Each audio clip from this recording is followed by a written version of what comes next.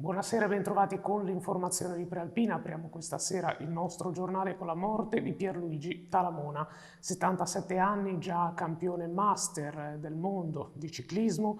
È stato vittima di un incidente stradale ieri pomeriggio sulla provinciale 1 a Cocchio, Trevisago. Lo scontro frontale tra la sua bicicletta e un'auto non gli ha lasciato scampo. Il servizio di apertura è di Massimiliano Martini con le immagini di Stefano Benvenu di Agenzia Blitz. Un gigante del ciclismo amatoriale, così gli amici ricordano Pierluigi Talamona, il 77enne di Inarzo, morto nel tardo pomeriggio di martedì sulla SP1 a Cocchio Trevisago, nello scontro frontale fra la sua bici, con cui stava tornando a casa dopo l'ennesimo allenamento, e la Fiat 500L condotta da una donna di 64 anni che ha invaso la corsia opposta, investendo il ciclista. La signora è indagata per omicidio stradale. Entro la fine della settimana si svolgerà l'autopsia sulla salma di Talamona, poi potrà essere fissata la data del funerale nella sua Inarzo. Siamo devastati, è stato il primo commento del sindaco Fabrizio Montonati a nome di tutta la comunità. Tutti conoscevano Pierluigi non solo per il suo impegno nel centro sociale, ma anche per la sua passione per il ciclismo, che lo portava a macinare migliaia di chilometri l'anno, soprattutto su strade sterrate, tanto da diventare campione del mondo master, ma il suo ultimo allenamento è finito in tragedia. Semina il caos al pronto soccorso del circolo di Varese e finisce in manette. È successo la notte scorsa quando un paziente di 36 anni italiano, pregiudicato, ha aggredito il personale in servizio. Giunto in ospedale in stato d'agitazione e sotto l'effetto dell'alcol, è arrivato a lanciare la piantana di una flebo e la propria scarpa, rischiando di colpire gli altri pazienti in attesa.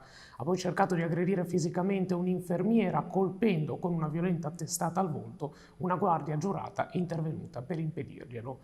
Gli agenti della squadra volante lo hanno arrestato mentre stava ancora dando in escandescenza, colpendo a calci una poltrona del pronto soccorso.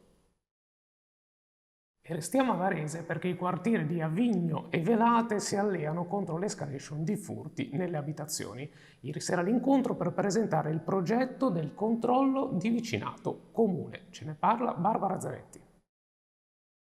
Un centinaio di persone è intervenuto alla riunione svoltasi ad Avigno per istituire il controllo di vicinato sia ad Avigno sia a Velate, una iniziativa di cui Prealpina ha parlato nei giorni scorsi per il massiccio porta a porta fatto dai promotori coordinati da Andrea Pierangioli con la distribuzione di oltre 600 volantini. Una iniziativa che ha dato i suoi frutti. Il controllo di vicinato infatti decolla sia in una via d'Avigno sia in una di Velate, cioè in via Astico e in via Lambro, e numerose sono state le adesioni raccolte per fare partire al più presto altri gruppi in altre strade dei due rioni. Alla serata è intervenuto il comandante della polizia locale di Varese Claudio Vegetti e Alfonso Castellone, che è comandante della polizia locale a Olgiato Olona, ma che in questo caso è intervenuto come referente per il controllo di vicinato. Singolare furto messo a segno ad Arona. 3 giovani hanno sottratto un pinguino di plastica dalla fontana del Millennio. Poi si sono vantati del loro gesto pubblicando il video sui social network. Il risultato? Una denuncia. Mirko Velli. Rubano un pinguino sulle note della colonna sonora del film Una notte da leoni e pubblicano il video sui social.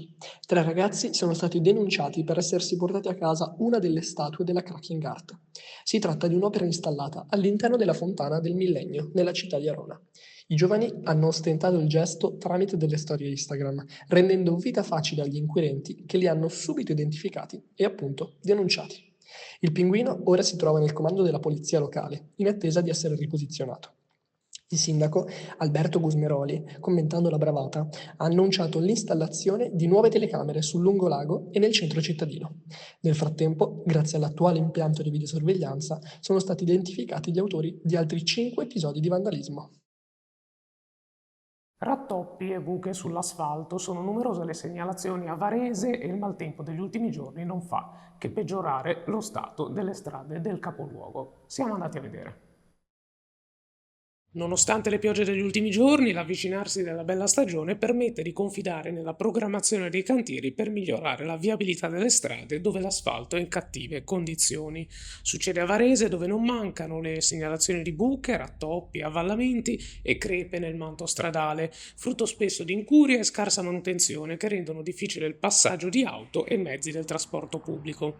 A registrare buche e problemi di viabilità sono soprattutto le strade più utilizzate, quelle che garantiscono un canale di scorrimento più rapido per l'uscita dalla città oppure un passaggio più rapido per entrare a Varese immettendosi nel traffico cittadino.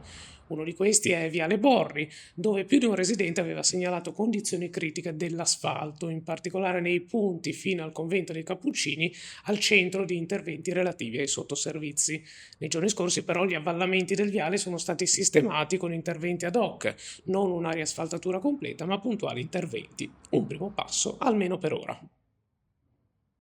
E ora la pagina dello sport con il basket. Questa mattina la conferenza stampa dell'amministratore delegato della Pallacanestro Varese, Luis Scola, una panoramica a 360 gradi tra analisi, bilanci e prospettive. Ascoltiamo un estratto delle sue dichiarazioni in cui si sofferma sulla stagione appena andata in archivio e sugli auspici in chiave economica rispetto a quella che verrà. Credo che è stato un anno strano a livello interno nostro, però anche è stato un anno strano a livello generale. Questo anno ha avuto la particolarità di che da solito le due squadre che salgono da due sono squadre che sono umili, che hanno un budget piccolo e che lottano per salvezza, eccetera. Ogni tanto arriva una squadra, va a playoff, eccetera, però vanno a playoff facendo una stagione molto brava, possibilità di alzare il sponsorship ogni anno. Negli ultimi 4 anni aspettiamo anche una salita in questo senso per l'anno prossimo. Abbiamo avuto la possibilità di aumentare il ticketing anche consistentemente tutti gli anni e crediamo che ancora questo può migliorare l'anno prossimo. E restiamo sempre in tema di pallacanestro Varese. Ieri sera i tifosi hanno abbracciato la squadra al termine di un'annata sofferta che ha comunque portato alla riconferma in Serie A. Il servizio di Giuseppe Sciascia con immagini di Angelo Puricelli di Agenzia Blitz. Un sospiro di sollievo collettivo sotto forma di abbraccio, il saluto della città alla squadra dell'Open Bettis versione 2024-25 che ha rotto le righe ufficialmente oggi, mercoledì 14 maggio, dopo la celebrazione dell'ultimo saluto del pubblico al gruppo squadra nella serata di ieri, martedì 13 maggio, al Caffè Broletto. Oltre 200 tifosi con giovani, giovanissimi e giovanissime per andare incontro ai giocatori e allo staff tecnico di una squadra che ha sofferto tanto, ha vinto poco, ormai con tante sconfitte negli ultimi 16 anni dopo il ritorno in Serie A del 2009 e 2010, ma comunque ha saputo salvarsi e ha saputo conquistare il cuore della gente. Una ripartenza da coach Castritis e dalla sua identità, la filosofia e la cultura di lavoro che dà buone speranze per il futuro. Come sempre sono tanti i temi che potrete trovare domani in edicola sulla Prealpina e anche in edizione digitale. Parola al collega Marco Raimondi per qualche anticipazione. Grazie Fabio. Sulla Prealpina di domani torniamo a parlare di sicurezza a Varese. Andrea Giacometti ha sentito i punti di vista dei segretari cittadini di Forza Italia e del Partito Democratico, rispettivamente Salvatore Leggio e Manuela Lozza. A Busto Arsizio, focus sul calvario della piscina Manara. Nonostante l'annuncio del nuovo rinvio della riapertura della vasca coperta, c'è ottimismo per le tempistiche che ora appaiono più concrete. Ce ne parla Francesco Inguscio. Da Tradate, Silvio Peron ci parla della mobilitazione per salvare la quinta sezione della scuola materna Rodari, che rischia di essere cancellata con risvolti sui posti di lavoro delle maestre e sulla didattica. A Saronno prosegue l'avvicinamento al voto del 25-26 maggio. Gianluigi Saibene ha raccolto le proposte dei 4 candidati sindaci sul mercato e sul settore terziario. Infine, non dimenticate che domani all'interno della Prealpina troverete anche il nostro settimanale Oltre. In copertina il fuoco su MyFiber, un mese di visite, laboratori e incontri a Busto Arsizio per celebrare l'arte del settore tessile. Ebbene, per questa sera è tutto. L'appuntamento con l'informazione di Prealpina torna come sempre domani e a voi tutti l'augurio di una buona serata.